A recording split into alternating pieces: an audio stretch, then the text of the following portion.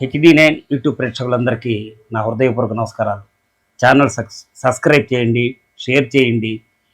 ఈ విషయాన్ని మొత్తం చివరిదాకా వినండి. ఈ మధ్య సోషల్ మీడియాలో సాయిబాబా గారి గురించి పీఠాధిపతులు, మఠాధిపతులు అనేక రకాల వాళ్ళు సనాతన ధర్మంలో సాయిబాబా లేడు, మీరు ఇష్టం వచ్చినట్టు మాట్లాడుతున్నారు, మీరు మనుషులే కాదు అని చెప్పేసి పీఠాధిపతుల్ని, మఠాధిపతుల్ని, మరి పురాణ ప్రవచకుల్ని అందరినీ మాట్లాడుతున్నారు. ఓకే అండి, ఒకానొక సమయంలో రాష్ట్ర దేవాదాయ ధర్మాదాయ శాఖ కొన్ని దేవాలయాల్ని దేవాదాయ శాఖలోకి తీసుకోకుండా ఉండటానికి ఒక ప్రెస్ మీట్ ఏర్పాటు చేసింది. ఆ ప్రెస్ మీట్లో ఏం జరిగింది ఏంటంటే, షిరిడి సాయిబాబా దేవాలయాలు మరియు అయ్యప్ప స్వామి దేవాలయాలు, తర్వాత వాసవి కన్యకా పరమేశ్వరి వాళ్ళ సాంప్రదాయంలో వాళ్ళ కులదేవత కాబట్టి వాళ్ళకి ఎగ్జామ్షన్ ఇచ్చారు. అది దేవాదాయ శాఖ పరిధిలో తీసుకున్నారు, వాళ్ళకి ఎగ్జామ్షన్ ఇచ్చారు, వాళ్ళు నడుపుకుంటున్నారు ఆ సత్రాలు, అన్న సత్రాలు అవన్నీ. అయ్యప్ప దేవాలయాలు ఆ 40 రోజులు ఉంటాయి.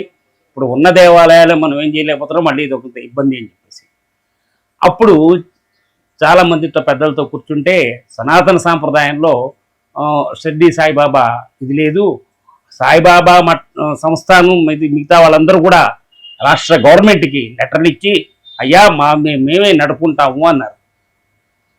ఈ మధ్య చెప్పే వాళ్ళందరూ కూడా ఏం చెప్తున్నారు, సాయిబాబా 108 సంవత్సరాల క్రితం వచ్చినవారు, కానీ మన హిందూ దేవాదాయ ధర్మాదాయ శాఖ కానీ, మఠాలు కానీ, పీఠాలు కానీ ఇవన్నీ కూడా ఎప్పటి నుంచి ఉన్నాయి, ఎప్పుడో సనాతన సాంప్రదాయం నుంచే ఉన్నాయి. కానీ ఒక ఆయన అన్నారు, సనాతన సాంప్రదాయంలో ఉంది, బాగానే ఉందండి, త్రేతాయుగంలో రాముడు ఉన్నాడు తప్ప కృష్ణుడు గోరలేదు, ద్వాపరయుగంలో కృష్ణుడు ఉన్నాడు, అలాగే కలియుగంలో వెంకటేశ్వర స్వామి వచ్చాడు, ఓకే, కానీ ఇప్పుడు ఈ 108 సంవత్సరాలకి ఇప్పుడు అంతా మార్చుకోవాలి, ఇప్పుడు సాయిబాబా వచ్చారు కాబట్టి మనందరూ సాయిబాబాని సేవించాలి అన్నారు. మంచిదండి. పీఠాధిపతులు, మఠాధిపతులు వాళ్ళందరూ, వేద పండితులు వాళ్ళందరూ ఏం చెప్తున్నారంటే, ఎవరికి నచ్చినట్టు వాళ్ళు చేసుకోండి, కానీ సనాతన పద్ధతి లేదు అన్నారు తప్ప సాయిబాబాని సేవించద్దు అని ఎవరూ చెప్పలేదు. అలా చెప్పినటువంటివి ఏమన్నా ఉంటే అది నేను కూడా ఖండిస్తాను. సాయిబాబా సంస్థాన్ ట్రస్ట్ వాళ్ళు కూడా సనాతన సచ్చరిత్ర అవంతా కూడా మధ్య రిలీజ్ చేసినటువంటి విషయాల్లో చాగంటి కోటేశ్వరరావు గారు ఇలా చెప్పారండి, లేకపోతే వాళ్ళు ఇలా చెప్పారండి, అవన్నీ కూడా కరెక్ట్ కాదండి. సనాతన సాంప్రదాయం నుంచి వచ్చినటువంటి విషయాలు కాబట్టి ఇప్పుడు శృంగేరి శంకర మఠం ఉంది, ఇప్పటి నుంచి వచ్చింది కాదు కదా. శృంగేరి సాంప్రదాయం ఎప్పుడో అమ్మనాయ పీఠాలు ఎప్పటి నుంచో వచ్చినవి, వాళ్ళని దుమ్మెత్తిపోయటం దీనికి. ఇప్పుడు మరి ఆనంద్ రామనాయ రెడ్డి గారు ఏమన్నారు ఒక్కసారి వినండి. షిరిడీకి వెళ్ళే హిందూ భక్తులు కూడా చాలా పెద్ద సంఖ్యలో ఉంటారు, వాళ్ళ మనోభావాలను ఏమైనా పరిగణలోకి తీసుకుంటారా? ఈ నిర్ణయానికి రావడానికి ఏ వైదిక పరమైన ప్రమాణాలు కానీ, లేకపోతే ఏ ప్రమాణాలను మీరు పరిగణలోకి తీసుకున్నారు సార్? చట్టపరమైన ప్రమాణాలు ఏమైనా ఉన్నాయా?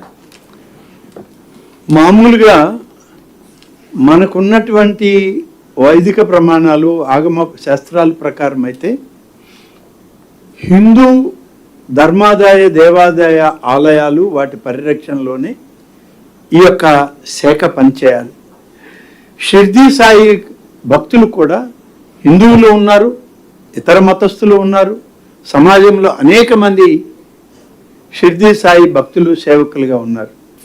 కాబట్టి మొదటి నుంచి పౌరాణిక శాస్త్రాలు, మన పురాణ గ్రంథాల్లో చూస్తే షిర్డీ సాయి ఆనాడు ఈ యొక్క పౌరాణిక హిందూ ధర్మశాస్త్రాల్లో లేరు. ఉన్నటువంటి వారిని పరిరక్షించడానికి ఆగమ శాస్త్రాలు, వైదిక శాస్త్రాల ఆలోచన ప్రకారమే మనం ఈనాడు వాటిని వృద్ధి చేయడానికి, సనాతన ధర్మాన్ని కాపాడడానికి పనిచేస్తున్నాం. షిర్డీ సాయి ఆలయాలు ఎక్కడ ఏర్పడినా మీరు అన్నట్లు హిందువులు ఉన్నారు, అనేక మతస్థులు ఉన్నారు, అలాగే అనేక రకాలుగా ఆలయాలకి ఆర్థిక స్తోమతలు అందించేటువంటి అనేక మంది ఉన్నారు. కాబట్టి ఆలయాలు వాళ్ళు అభివృద్ధి చెందుతూనే ఉన్నాయి, వాళ్ళు దగ్గరుండి వాటిని పోషించుకుంటున్నారు. కాబట్టి హిందూ ఆలయాలకు చెందినటువంటి ఈ నిధులని హిందూ రక్షణ ఆలయాలకు మాత్రమే మనం ఖర్చు చేయాలి. ఇదే సాంప్రదాయం మిగతా కొన్ని సాంప్రదాయాలకి వర్గీకరించే అవకాశం ఉంటుందా సార్? మిగతా ఇట్లాంటి ఈరోజు షిరిడీ అయింది, కొంతమంది కొంత ఆందోళన ఉండొచ్చు, మరికొన్ని దేవాలయాలకి ఈ సాంప్రదాయాలను ఏమన్నా ఎక్స్టెండ్ చేసే అవకాశం ఉందా? అంటే మీరు స్పెసిఫిక్గా అడగండి. కొంతమంది అని అంటే మీరు దేని గురించి అడుగుతున్నారు నాకు కూడా తెలియాలి కదా. షిర్డీ సాయిది అయితే నేను చెప్పాను, దీనిలో ఇబ్బంది ఏం లేదు, ఉన్న వాస్తవాలు చెప్పాం. షిర్డీ సాయి ఆలయాల్లో ఇవి ఆలయాలు అన్నీ కూడా హైందవ శాస్త్ర ప్రమాణాల ప్రకారం వైదిక కార్యక్రమాలు జరపబడవు. అందుకని అవి మా పరిధిలో లేవు. విన్నారుగా. కాబట్టి దేవాదాయ ధర్మాదాయ శాఖ ఈ విషయంలో సాయిబాబా దేవాలయాల విషయంలో ఒక కరెక్ట్ నిర్ణయం తీసుకుంది. అలాగే దేవాలయాల అభివృద్ధి అవి సహకరించే షిర్డీ సాయిబాబా ఆ దేవాలయాల్లో జరిగేటువంటి పూజలు, భజనలు, కార్యక్రమాలు ఇక్కడ జరిగేటువంటి వైదిక సాంప్రదాయంకి అక్కడ జరిగేటువంటి సాంప్రదాయానికి భిన్నంగా ఉంటాయి. అది చెబుతున్నారు అంతే తప్ప సాయిబాబాని పూజ చేయొద్దు కానీ సాయిబాబా దేవాలయాలకు వెళ్ళొద్దు కానీ సాయిబాబా ఫోటోలు పెట్టద్దని కానీ ఎవ్వరూ ఏమీ చెప్పలేదు. కాబట్టి దయచేసి సాయి భక్తులందరూ కూడా ఒకవేళ ఇప్పుడు అది వచ్చింది కదా దాని మీద మళ్ళీ మనం నిదానాలు చేసి ఓ హడావిడి చేద్దామని చెప్పేసి మాత్రం దయచేసి అనుకోవద్దు. ఎందుకంటే మనం చేసుకునేటువంటి బది మనం చేసుకున్నాం. ఎందుకంటే మన సాయిబాబా భక్తులు మన మ్యాటర్ మనం చేసుకుంటూ ఉన్నాం. అంతేగాని సనాతన సాంప్రదాయంలో వచ్చిన వాళ్ళందరినీ మనం ఎందుకు తిట్టం? మన దేవాలయాలు, మన అభివృద్ధి, మనం దాతల దగ్గరికి వెళ్దాం, దాతల దగ్గరికి వెళ్ళి బాబా గుళ్ళని అభివృద్ధి పరిచయం చేసుకుందాం అంతే. ఇప్పుడు తిరుమల తిరుపతి దేవస్థానం సనాతన నుంచి వచ్చింది, వాళ్ళు షిర్డీ సాయిబాబా గుళ్ళకి డబ్బులు ఇస్తే గోల్ చేస్తారు.